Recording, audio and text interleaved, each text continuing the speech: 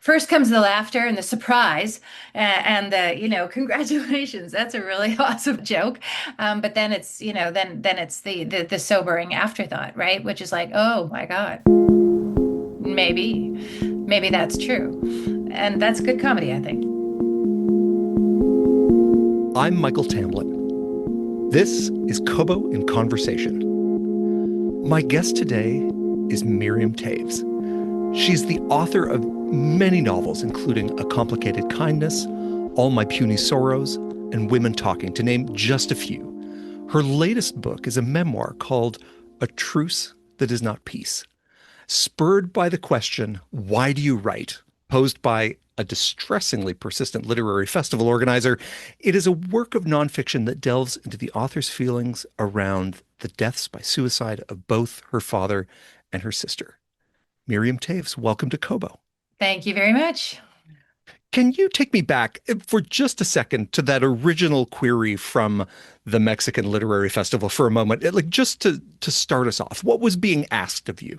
Okay, so that query, that central query at the heart of the book is a pastiche, really, of all of the festivals, organizations, interviews, et cetera, that I've had over the years. I didn't want to like single out one particular organization. So Come on. that's what that is. Okay. But yeah, it is that question that so many people ask of writers. Why do you write? And yeah, I wanted to, kind of riff on that. So the book is essentially my attempting to, futilely attempting to answer that question. You're best known for your many wonderful works of fiction, and anyone who spends time in a bookstore in Canada has encountered your books before. This is only your second work of nonfiction, and the first, Swing Low, A Life, was a biography of your father, told in his voice of his life leading up to his own death by suicide. Were you surprised to find yourself back in nonfiction writing about yourself and your family? I was a little bit surprised by it. It seemed to be a kind of organic, sort of just, the natural thing to be doing at the time. I think it was the types of questions that I was asking myself, the feelings that I was having, and nonfiction. I had found all these letters as well, and just sort of I guess the intimacy of that is available and to tap into in nonfiction. It just seemed to be the right container, I guess, for for the book, for the story. I guess I've implied that this is a memoir, but it doesn't feel like a memoir. What kind of book is this to you? Yeah, that's such a good question. I'm still, yeah, if you know the answer, I mean, memoirs it's being called a memoir, and that's, so in for marketing, for booksellers, they need to, know where to put it. We like a good classification, it's true. Yeah, exactly. But really, I guess it is a type of memoir, a memoir of sorts, a hybrid. I think of it as an argument with myself, as a confrontation, maybe. An essay, a long poem. I'm not sure. I feel like it sort of presented itself, and it's quite a mystery to me as well, still. One of the things, as you say, that recurs through this are letters between yourself and your sister. Can you talk about where those letters came from and what was driving their production? Yeah, so the first letter, the letters that I was writing to her when I was 18 and cycling around Europe with my boyfriend at the time, were letters that a couple of years before she died, I guess she was going through her stuff and she found these letters and she showed them to me, and I hadn't seen them or thought about them for decades. So we had a good laugh, and I copied some of them down. The letters that I use from those letters that are in the book are just a few of them. There are a lot more, but they sort of represent the first time that I actually wrote, and it was because my sister at the time when I was 18, she was very sick, in a depressive episode, and had moved back home with my parents, had left university, and she said, she begged me. She said, please, you have to write me letters when you go Mhm. from the road, this bike trip. And so I'd sort of made this kind of, a deal. Obviously, in retrospect, it's a ridiculous thing to say, but okay, I'll write letters. I promise I'll write letters if you promise to stay here, to stay alive. And so, okay, deal. We made a deal. And yeah, obviously, letters aren't going to keep a person alive if they don't want to be alive. But I took my mission and that request from my sister very seriously. And, there was a great deal of urgency to it. I felt, and that was the first time that I wrote. So, and there it was, and I had this feeling when I was writing these letters and I was really attempting to entertain her, to amuse her, to make Mhm. her laugh. I was trying to get the full picture, and there I had all the elements of. I had the characters, I had the setting, I had the conflict, I had the tension, I had everything, and it would never have occurred to me to have done that, to have written basically, combined all of those things into something, some text, some narrative, without her having asked. And so she, to answer that question again, why do you write? One of the answers is, well, she asked me to. This book has so many facets to it, and sometimes I feel like I'm getting to see you being just joyful with language and structure. Sometimes it feels like I'm sifting through like the bits of paper that accumulate in pockets and wallets, like assembling this picture of your life. There are lists of people who have died by suicide and how they did it. There are quotes from Flaubert and Yeats, windows into time with your children and grandchildren, memories, current fears, and always, of course, the looming Writers Festival in Mexico. Are we getting a view of an interior world as we go through this? Yes, yeah, interior, exterior. I mean, I think that all of those things combined kind of, the book, the writing gets done in spite of itself. The feelings that I was having um, when I was writing and before I started writing, I was, sort of despair, kind of a sense of futility. Why do I bother? Maybe I need to quit. I've said enough. I've written enough. I should stop. And yet, of course, for me, as for most writers, we need to write. I mean, writing is what keeps us alive. Not to sound too over the top, but it's true in my case anyway. And so so it was that conundrum. It's why do I want to quit when I know that writing is the thing that gives me life. And so all of those things, that you just mentioned, the lists, the quotes, the family life, are sort of there representing life, representing the thing that writing gives me. So even though the writing itself is, a query into why do I write, and maybe I shouldn't, and maybe, I would say much more by not writing, by being silent. You know, the existence of the writing itself, is sort of answers the question. My agent described it as a book, that it's building a wall and knocking it down at the same time, and I liked that description.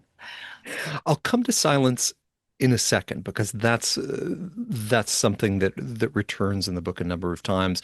But before I do, as much as your sister's death is one of the things at the core of this book, her actual death sometimes seems like a blank space defined by all the life around it. Your whole family is in here. Your mother's in here. You yourself are a young grandmother. Your family's all in there. So we have four generations bumping around on the pages, living their lives and seeing things the way that 5-year-olds and 30-year-olds and 50-year-olds and 70-year-olds do. Did did you want all of that kind of that family churn in the book where, did it muscle itself in? Was that something that you welcomed into the narrative? I definitely wanted it in there. When I was sort of thinking just in loose terms about what the structure of the book, I knew that I wanted it to be, again, an attempt to answer this question, the central question, why do I write? But I wanted, in my answers, I wanted to use all of the tumult and the chaos and the life of life, as I see it and experience it. Yeah. silence plays a key role in this story and in your family, both for your father and for your sister. Can you talk a bit about that? So yeah, so my both my father and my sister would go through periods of silence. They would stop talking, and you know, for sometimes for a week or a few days, sometimes for months. My father once for a year, and these were times that, especially when I was younger, I was very. You know, I was troubled by it. It was Hmm. upsetting, disturbing, and later, you know, as I got older and my mother could explain to me, you know, what was happening, that really, in a sense, she felt that this was a manifestation of their illness, of their mental illness, and that it was one thing that they were able to control, you know, by just their voice, essentially, their expression, and that would be by silence. And after a while, it struck me that their silence was really speaking volumes in terms of a kind of a sort of a silent narrative, you know, in a sense, or a stance, you know, against despair, against really, in a sense, um, against life, but not necessarily, not in the way that, you know, suicide is, but it was a kind of last. I felt anyway, the way that I could interpret their silence was like a last ditch attempt uh, for them to hang on to some kind of control, some kind of, and also, you know, I think that they both got to a place where they realized that no words, no dialogue would, you know, could really fully articulate what they were experiencing, their pain, Hmm. and I, you know, so the limits of language, and I think that, you know, so that choice to say, okay, I'm gonna go silent. I feel comes a little bit, you know, was similar to what I was experiencing um, when I was wondering, you know, and questioning why, you know, the validity of writing, why, or the futility. Why am I writing? Why do I do this? And, you know, knowing how limiting language is, knowing how impossible it is ultimately for us ever to really fully articulate and represent, you know, everything that's inside.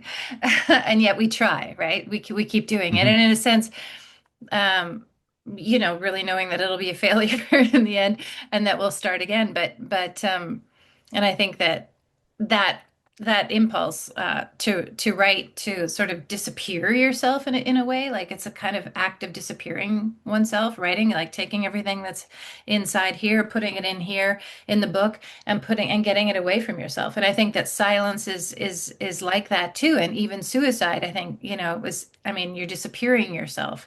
And so, and it's too simplistic to just tie a, you know, a tight string to all of these things Hmm. and connect them that way. But there are, you know, there are similarities. There's some overlap, I think, and part of the book is that, you know, is that kind of quest for to find that meeting um, of myself and my writing with my sister, let's say, with my sister, period, but also with her silence and with her choice, you know, to end her life, and my father's as well. I'm not sure if I'm really making a lot of sense. Absolutely. But just going back a little bit, I mean, you have your initial impression of that silence when you were very young, where it was scary or troubling, and you have the one that you've come to now, where you sort of see it as the other side of a spectrum of communication. What about like in the middle, you know, Mhm. as you're trying to make sense of what those silences meant? Yeah, and the middle, that's the middle ground, I think. You know, that is exactly where the meeting occurs. And I think where most of us, you know, okay, so there's the pain, say, let's just call it the pain, you know, the one's inner life and the pain that that creates, Hmm. and just purely from thinking, from feeling, from observing, and and um, and then the you know, deep black abyss void between the pain and the articulation of that pain. And Hmm. I think that's where uh, most of us live. In a sense, writers too. I mean, and I think that's where, my writing comes from is an attempt to cross that abyss towards the articulation, but knowing, that I probably won't succeed, and therefore, having to make peace in a sense, or at least a Hmm. truce with that void, with that abyss between pain and the articulation of pain. And if on one side we have your father and your sister who are, in a sense, articulating pain through silence, we have your mother on the other hand, who's kind of like the counterbalancing force to that, filling up, filling up rooms, filling up, space with energy and words and, and motion. How do you see her, like kind of her side of that, of that equation? Yeah, so right, so I mean, growing up, my father and my sister were often, just suffering, just thick in it, Hmm. and my mother, doing her best to care for them, to care for me, to to work, to run a household. I mean, all of those things, and so it was these two, extremes really going on in the household. My mother's, great joy, her enthusiasm, her exuberance, her, love of life really, and against, the backdrop really of the just the pain, the silence, the suffering of my father and my sister. And I think that, my mother's whole life, I mean, from a very young age, when she started, I mean, she knew my father from age 5, growing up in the small community that they grew up in, that I grew up in. Hmm. We all knew each other. We were all together all of the time. And she was always sensitive to this. I mean, she was always aware of his suffering and of his inability to talk about it. And he needed her. She needed him too. I mean, they loved each other deeply, but he really needed her. Her ways of going into the world, of expressing herself, of experiencing and enjoying life. Really, I think she felt that the onus was on her to say yes to life in Hmm. in all its forms, for herself, but also for my dad and for my sister. Something I was struck by a number of times in this book was that there would be this almost like offhand little vignette that could be a whole giant story in itself that then like vanishes. And one of them was with your mother. I was struck by this almost, incidental mention of women from the Mennonite community coming to your mother for help Mhm. because she knew their language, but was also out in the world.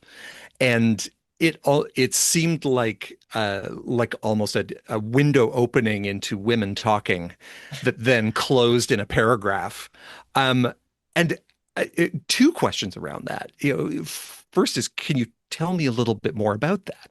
Mhm. Yeah, for sure. I mean, it was a really subversive kind of thing, the subversive role that my mother played in the community as a therapist, and still now, not so much now. I mean, she's 90 years old. She retired a long time ago, but there's still women coming to her, and looking for seeking that kind of counsel.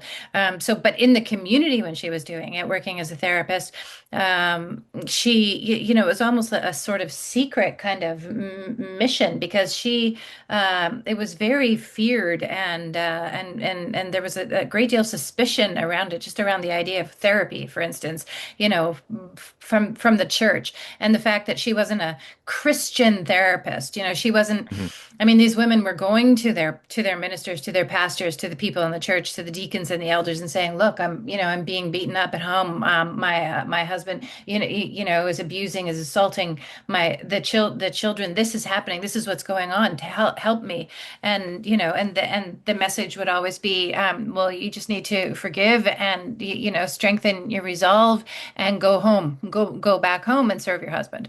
And so, so when my mom sort of set up an, alternative counseling to that, it was something that was kind of radical in the community, and so many women and often and men too, but mostly women, were coming to the house where she had her practice in the house, and in what was my bedroom. I had grown up by them and had left home, and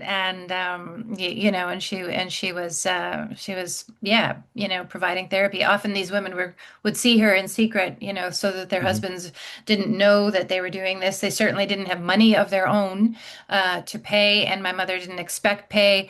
Often, these people, her clients, would bring a chicken or some or do have their sons do some work on her car, anything in Hmm. exchange for this kind of, and oftentimes my mother was, counseling them to leave, and of course that was a really a scary prospect, and for so many of them, and yet, something that was so necessary. And it touched just slightly on the language barrier that surrounded so many of those women, Hmm. and your mother's facility in that language, uh, being like a bridge to the outside world. Yeah, absolutely. I mean, a lot of the people in our town had come from Central America, South America, Mennonite colonies, very, very ultra Orthodox, conservative Mennonite colonies in that part of the world. Kind of going back and forth all the time, as Mennonites do, and only able to speak Plattdeutsch, the language of the Hmm. Mennonites. And my mother, of course, was fluent as well. It was her first language, and so yeah, that made a huge difference. And yeah, I like to think that it hadn't occurred to me really that kind of tie-in with women talking, with the and just um, how dangerous a thing it is, how feared it is, the Hmm. idea of women talking. If that satisfies my curiosity around what was happening there, there's a there's a stylistic question that comes with that, because the whole mention of that is so brief and so glancing. Um, was And yet it seemed like it could be a whole story in itself. Was that an exercise in restraint, or was it edited and pared back? It wasn't an exercise in restraint at all. I'm not sure that I ever exercised restraint. I think it was mostly just, I think it was just a sort of, I think it was just a, creative choice or an aesthetic choice. I think it was just, I have a deep fear, deep horror of going on too long about things. A lot of, writers, my friends will say, in the editing process that their editors are suggesting that they cut a lot of what they've written, Mhm. and pare it back. And my editors are always saying, you really need to add, maybe we could get a little more here, a little more. Uh, and so I think that was just a kind of, um, So without the work of a good editor, this all could have been a very nice collection of haikus, is what yeah, yeah, exactly. Yeah. And I had a great editor who really helped me, identify it, locate the structure in it. Mhm. Your father wrote. Yeah. Um, and are you conscious of that as something that you picked up from him, or that he was a model for you in some way? Mhm. Oh, absolutely. Yeah. I mean, he was a teacher. He was a school teacher, Mhm. and reading and writing were his. I mean, the joys of his life. He wrote. He had his students write. He wrote books about teaching. He had a class newspaper that he also encouraged me to write. Throughout my life, and when I was a kid, if I was bored, he would say to me, "Hey, Miriam, why don't you write? Give me half a foolscap, of whatever you want. Just write That's such a something, teacher whatever. move. Yeah, half a Yeah. foolscap. And sometimes I would do it. Sometimes I would not do it and find something better to do. But occasionally I would do it, and then he would pour over it. He would just pour over Mhm. it with his red pen and really give it a lot of thought and consideration. And it's just crappy writing. It was just me as an 8-year-old writing about like an alien or something, and he would always mark it with an A plus. Was always my mark, an A plus, and that was so sweet. Amazing. Now, of course, none of that writing deserved an A plus, but he was that first person to encourage me to kind of, sort of indicate to me that, maybe I could, maybe that was something that I could do, write stuff. And as a parent and as a and as a grandparent, you know that like sometimes it's just about production. Like it's a Mhm. the A plus is like you did the thing. You got the words out. Right, right. A plus for effort. Yeah. Is it um I mean having a father who was writing, who did write books, do you ever go back and revisit his writing? Well, yeah, and it was my sister that kept it all. She was the real Uh-huh. archivist in the family. First of all, he was, and then when he died, all of the stuff that he kept, which was, all of our work through and all of his students, right, everything. And then my sister had it, and then when my sister died, we had to go through it, of course, and in the sort of hubbub of all of that, and I found a lot of my dad's journals, his diaries from trips that we had taken, some of his notes to himself about teaching, about educating, and yeah, it was fascinating stuff. When he died, he was working on a book about he was really interested in Canadian history and Canadian politics, and I know when my sister and I were young, we kept teasing him that was like that's sort of the most boring thing that you could possibly be interested in. But of course, later we realized no, it's not, and there's a reason why he is, and he so when he died, he was at work. In the middle of trying to write a book about the prime ministers, Canadian prime ministers, and also about certain women in Canadian history, artists, Emily Carr, for instance, and Mhm. so yeah, he was always always writing. And do you hear his voice as you read his work? Oh yeah, yeah, definitely. Yeah, for sure. It It's comes through. yeah, Yeah. it really comes through, and it really um the book that I wrote, Swing Low, many years ago, I don't know, 20, I don't know how many years ago, 25 years ago, 2000, right after he died, a book about him, a book written from his point of view. Hmm. And so, speaking of his voice, I mean, it was um, uh, so if, I guess I mean fun isn't quite the right word, but I mean I was grieving. It was Hmm. devastating in many ways to write, but it was also fun to be in his head to be writing, with his voice because he was my father. He was kind of a formal guy, very measured way of speaking. Certainly never swore. Didn't I mean such a different kind of voice than mine, Hmm. if I'm writing in my voice. And so it was a great challenge to to embody that.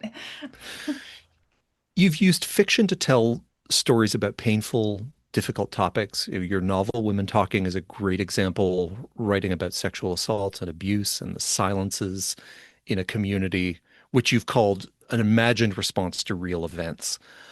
What was it about what you wanted to do in this book that made it less of a fit for fiction? Or was there ever a thought that you might want to tackle it through fiction and then decided nonfiction was the way to go? There was never that thought, which and I'm, kind of Interesting. curious. Yeah, I'm curious about that too. I don't really know. I think, we say, we don't choose the books that we write. They choose us, and it's kind of a mystical experience, really. I'm Hmm. not sure, how I, magic. I mean, just in that way that something kind of appears to you. I realize I sound like really kind of flaky and out there, but that is kind of how it works, and then Also, again, I was speaking earlier about the intimacy of letter writing. So when I found those letters, and saw that, that voice that's so intimate. I mean, when you're writing a letter to a person, you're not thinking that it's, going to be published someday, and it's there's such an honesty and a closeness and you're writing to one person, and that was kind of what this book was. I mean, I was writing it obviously with readers in mind, but really I was writing to my sister in the way that I always had, Mhm. and it was an extension of that. And so, if I guess if I was thinking of it that way, then nonfiction would just necessarily be what it would be, just like in the same way that a letter is nonfiction, you know. Mhm. It would be very reductive to say that this is a book about mental health, but it is a thread that runs through this book. Your own mental health, your sisters, your father's, ex-lovers who you meet on frozen rivers. How did you want to handle that as a topic, as a theme in this book? hmm Yeah, I mean, I've written about mental health in so many various ways over the years. It's a subject, obviously, that I feel I'll always be writing about if I continue to write, for obvious reasons. In this, in an attempt to understand it, to understand my family, to understand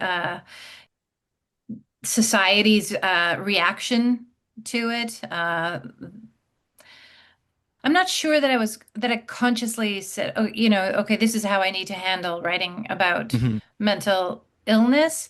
It wasn't that sort of direct, a kind of, challenge or order to myself, Yep. but it was. But it's always a subject that, I always am conscious of the lack of understanding around it, the fear around it, the fear that so many of us have around it, the shame that so many of us feel if we are suffering, from mental illness, the lack of conversation about it, the lack of help, the lack of funding, the lack of education, the lack of care, really, in society. I mean, it's abysmal.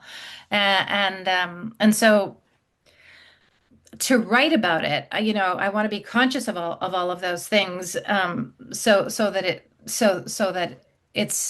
that people reading will feel, kind of welcome, will,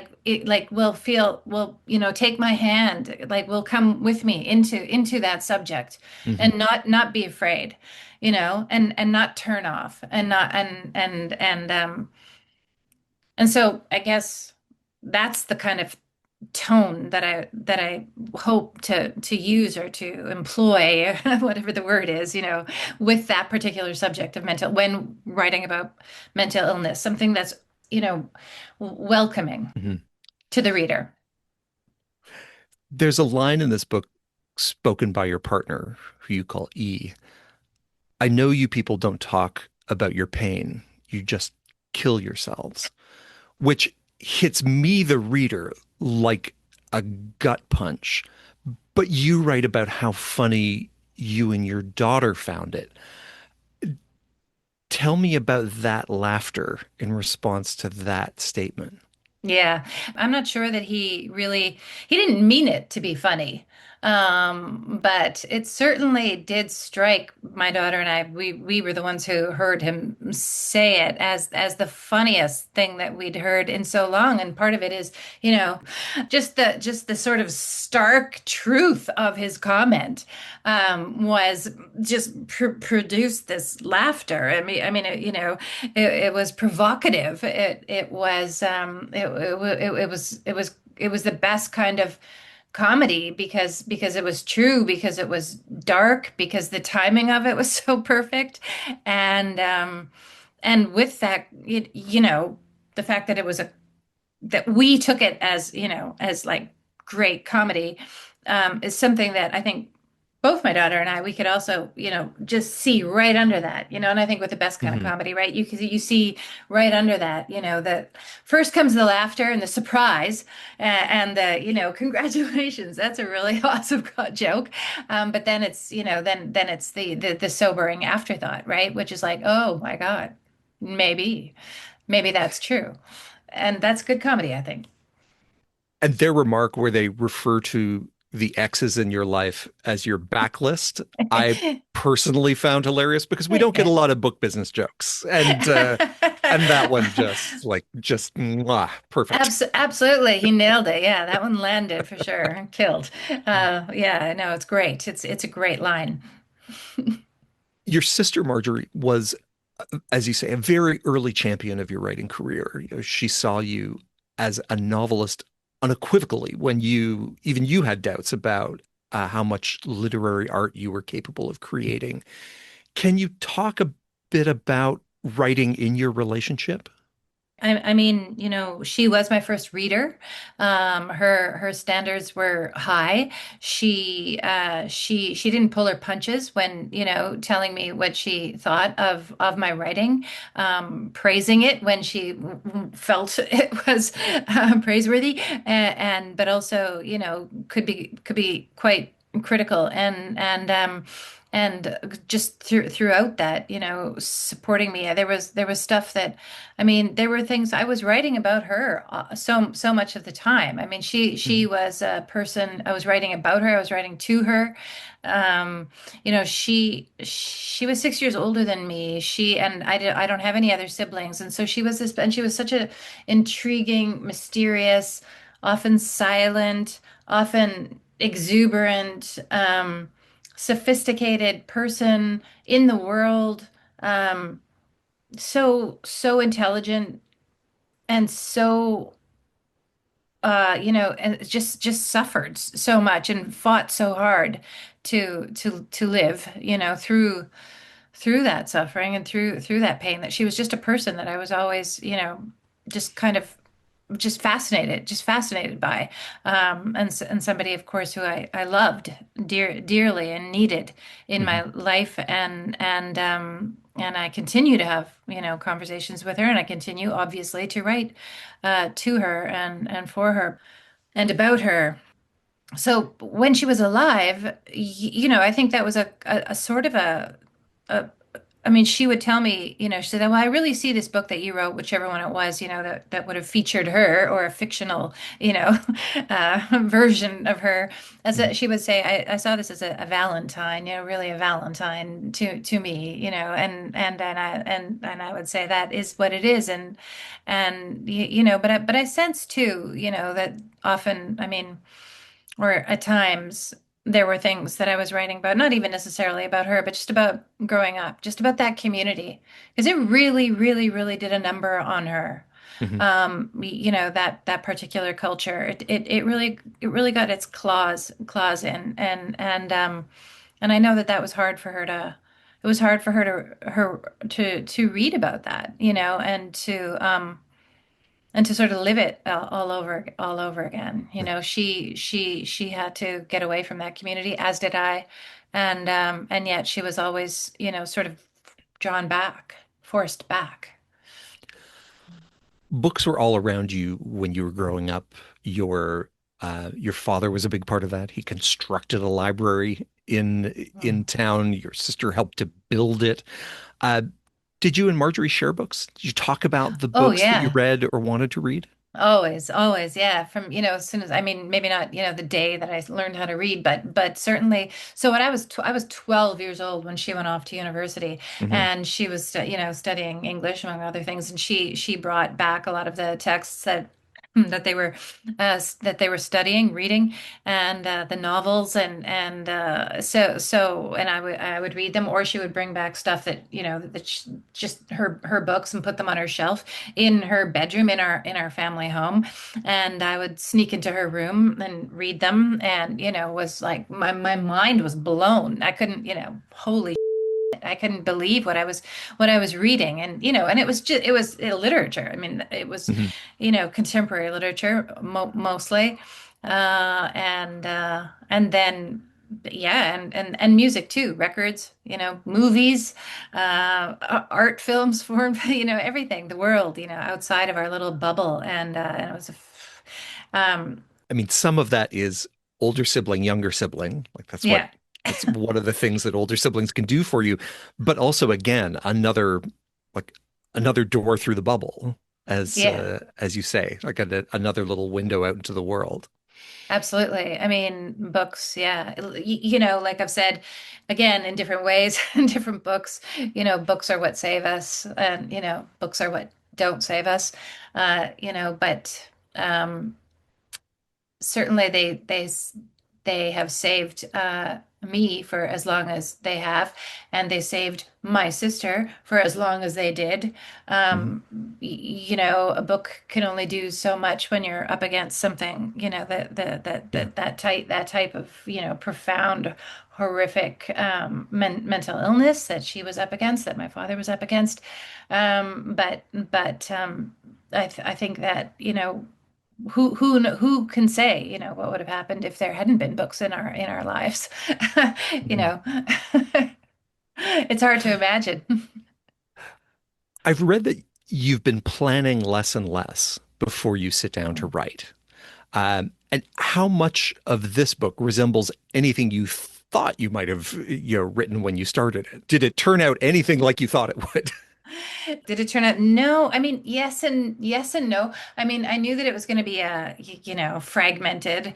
That's the term that book, that it was going to involve a whole bunch of different things and quotes and poetry and lists, like you say, and Mhm. wins and family life and experience, some of my experiences as a writer, certain experiences, and that everything was going to be this kind of stew, that was supposed to somehow, at least in my mind, further, my coming to an answer, this examination, my coming to an answer. And so I knew that, and I always felt that it was going to be a book that, I didn't know, I really didn't think that it was going to, uh, uh, sort of, I guess, provoke the response that it has. I mean, people have really responded to this book, and I'm so um, I'm really surprised by that because it's and then I have to think about it again, and I realize, and I've been told that there is an inherent kind of coherence to it, Mhm. and so I guess that's something that I wasn't really expecting when I started, that somehow a shape or patterns would Yeah. emerge, It's and always yet nice and when it yet they comes do. together. It's sort of, out of body, yeah, like it just happened, Yeah. you know. Early on in the book, we're introduced to the idea of the Wind Museum. Mm. Can you tell me about the Wind Museum? So the Wind Museum is this kind of running gag in a way. I mean, throughout the book, I mean, I'm sort of riffing on this idea of a wind museum. A wind museum is something that I like to think about. I like to plan. I think it's funny, but it's also, a metaphor really for the, just the absurdity of thinking, the arrogance or whatever it is of thinking that we could contain, that we could contain or reproduce winds, the various different types of wind in a museum, so that people could go into each room and experience each wind. I mean, it's absurd, and in a sense that is what writing is to me as well. The idea that, I can contain everything, the winds of my interior life, whatever it is, Yep. that I can put that in a book, that you can contain that between the covers.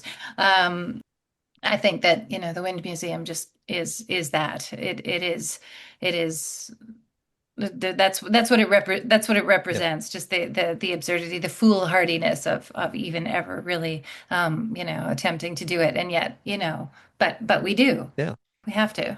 Futile, but also magical. But yeah, yeah. A thing that you want to have be out there in the world. Yeah, exactly. Yeah, yeah. As you know, I used to be obsessed with a rain museum. This has been a sort of running motif in my life since I was a kid. I thought a rain museum, and that kind of morphed into the wind museum over the years. Less drainage, Yeah, exactly. less plumbing.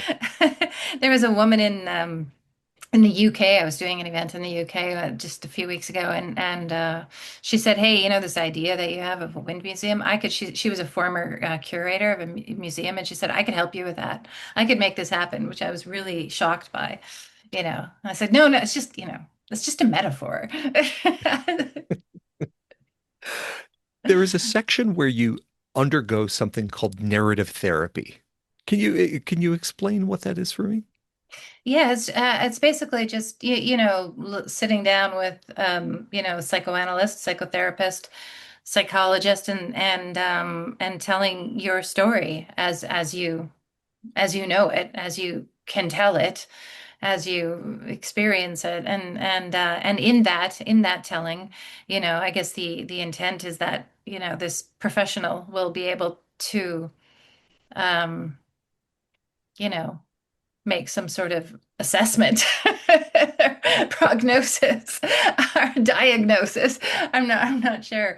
I think it's kind of funny. I mean, I believe in it. I obviously believe in storytelling as a means of making sense of the world. It certainly has been that in part for me, maybe making sense or maybe just creating a whole other, thing that doesn't make sense. Hmm. Um, Both at the same time. But, I'm not sure that just storytelling alone, just that, like, sort of crafting a narrative, either, in print or orally, is going to somehow, turn on, like, some kind of, some great, some the clouds will part and there will be this, understanding. I just, it is more, for me, the idea of telling a story is, really is a means to, an attempt to contain that stuff, the feelings, the thoughts, and to get Hmm. it away from yourself so that you don't have to deal with it. So I think, writers are just, with every book that you finish, at least my friends and I talk about this, it's sort of like, okay, good, that's it. Just get it away from me. Get as far away from me as possible. I never want to see that thing again. I've done that. Okay. I've dealt with it. Obviously, 30 minutes later, it's like, oh, I still have the same feelings. Okay, I better get back to work, but in that very, very, very short window, it's a real, purging. But I'm not sure that it brings any sense of clarity or any sort of understanding or any kind of. A couple of quick questions. You've had a lot of jobs alongside your career as an author, but one really stands out. Can you tell me about Lisa Cook, the traffic girl? So, yeah. So I went to journalism school a million years ago, and in Halifax at King's College. I went back to Winnipeg, and I was doing some freelancing in radio, and then I thought, oh, I should try and parlay this journalism degree into something, and so there I saw that there was a job, opening for weather girl, weather girl at this tiny, tiny, tiny little radio station. I was, it was just this sort of cinder block kind of, hut in a field somewhere with a big antenna on the top of it, out in a field near Winnipeg. And so I got the job. And when I was kind of being interviewed for the job by the one person who worked there, it seemed, he said, "Okay, what's your name?" And I said what it was. And he said, "No, that's a crazy name. You're going to be Lisa Cook." And so I was Lisa Cook. And so I would then call in, get up early, early, early in the morning and just basically, crib somebody else's description of the weather from some other station or and then just repeat that on the phone, live. Hey, the exhaust fumes at the intersect, watch out, slippery conditions, et cetera, et cetera. So I, you know, you'd have to put your own spin on it, so you weren't just yeah. straight out cribbing. Okay. Right. And for whatever reason, I mean, I guess I didn't take it very seriously and I thought the whole thing was sort of ludicrous, but I would, often say things like, the fog out there is heavy, man, really, and or, hey, okay, let's move it, in a love direction, just trying to talk to the drivers. I don't know what I was attempting to do. I was obviously it was some sort of form of an opportunity for me to do some sort of performance art, as Lisa Cook. I was somebody else. I Yeah, wasn't myself. I was just you're a on the new phone, person. You can do and whatever I you could want. be, yeah, and I could be, and it was a kind of a disguise. So because I wasn't using my real name, I could just kind of do this shtick. So as you can imagine, I didn't have the job for very long. Which I think was a great loss to the drivers of Winnipeg. There is a great appreciation for the word douchebag in this book. Mm. Talk to me about the importance of douchebag in this book. There were a lot more douchebags in the book, until my editor got a hold of it, and she actually very gently, very kindly, said, "Yeah, I'm not sure that you need all of these douchebags. Maybe we could get rid of a few of the yeah." So I did, but yeah, some remain, and I don't know. I just thought it was the best possible word for it has a very specific meaning, to me, and I think here in Canada, although not in the UK. Again, when I was there, people were saying we don't use that word douchebag. So that was news to me. I thought, well, that's too bad. That's your loss because it really is a perfect word for Hmm. kind of arrogant, entitled. It's usually a guy. Completely, without any sort of consideration for somebody else's feel, just, a blowhard, just going in as a total douchebag, kind of self-centered, sanctimonious, self-righteous, entitled. And I thought that kind of thing could be applied really to, I feel, that some of the questions, just some of the thoughts as a writer. I guess I'm sort of struggling with the sense that I as a writer would have any type of authority because I certainly don't feel that in life, and also I'm suspicious of authority. I'm suspicious of hierarchy. I'm suspicious of anything that smacks of somehow some power, play or power structure, or um, and I sometimes think that, writers are, in society sometimes sort of elevated to this position of being an authority, on something. And as you can tell from what I've been rambling on and on about, we sure are not. I'm not an authority on anything. And I think that, but not even on my own heart and mind. I mean, I'm trying to figure out what it is, still at this point in my life. And I'm an old woman now, and I'm still trying to figure it out. So, and I just thought that the word douchebag, really kind of described that. Well, and it was sort of being used almost as an editing technique as well. Like, how do Right. I get the douchebag things out of this book Yeah, as they're being written? exactly. Yeah. Absolutely. It's like, so get any hint, any whiff of any sort of, kind of sanctimonious, sort of authoritative, or,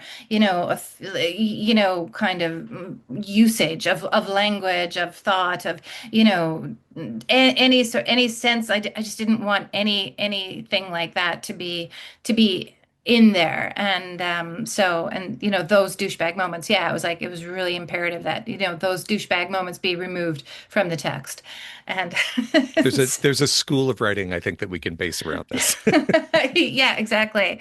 Yeah, the anti-douchebag, whatever it is. Yep. School of writing. So the good thing is that all of the instances of this word that your editor took out, we have now introduced back into this podcast. So we Yeah, let's put. can so they were not, not one was wasted. Uh, That's right. you've been writing for a while now, really beautiful books going back almost 30 years. And many of us have been on that journey with you. Some going back to The Summer of My Amazing Luck in 1996, many starting with A Complicated Kindness in 2006, or even Women Talking in 2018.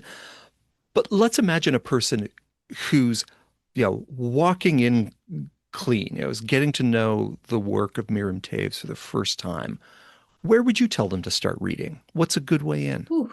I mean, I guess it would really depend on, on the person. I used to work at a bookstore a long, long time ago, McNally I know. Robinson, So this is your chance to and here we are in front of the shelf. and it was one of my favorite parts of the job. Was when somebody would come in, often, a mother of a teenage boy or something like that, and say, "Look, I just like this kid. He's not reading, and I would really love for him to read something, but all the books that he's just saying, nothing is really, resonating with him, and he hates it all, and so what would you recommend?" And so then I had the opportunity to talk to this kid, right, and to just get to know a little bit about him or her, and say, well, what do you into? What kind of what's something that maybe you have read, or what, and why did you hate it, Hmm. or why did you?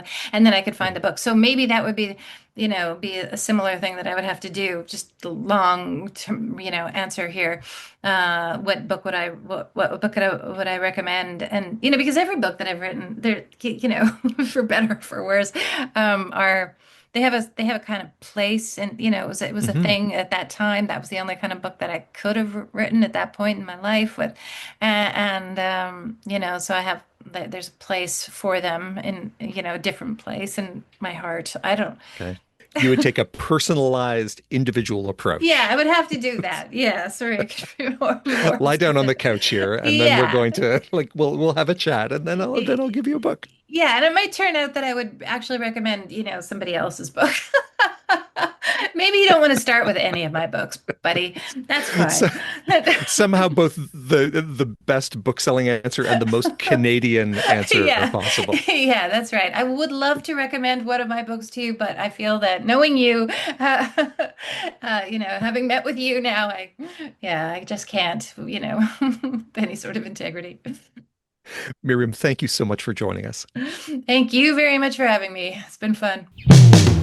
I've been speaking with Miriam Toews, author of A Truce That Is Not Peace. You'll find it and all the books we've spoken about at Kobo and Conversations home on the web, kobo.com/conversation, or click the link in the show notes. Follow us in your podcast player to catch every episode. And if you've enjoyed this one, 5 stars is a great way to show it. And if by chance the question, why do you write, haunts you, maybe try our sister show, the Kobo Writing Life podcast.